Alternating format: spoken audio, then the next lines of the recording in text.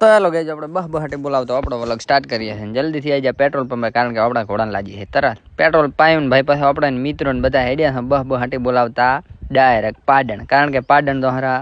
ભોળાનાથના દર્શન કરવાના આ છે અમારું ગામ ખીમણ આવાસ અને આ બાપુ સારા હેરા જેટા બકરા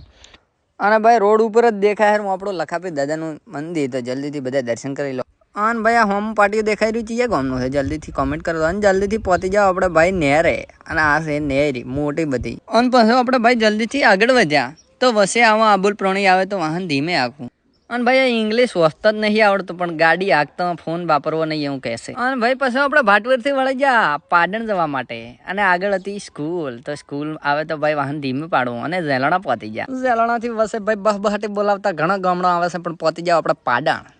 અને ભાઈ અહીંયાથી આપણે સોંગ સ્ટાર્ટ કરીએ કેવું લાગે કોમેન્ટ કરી દો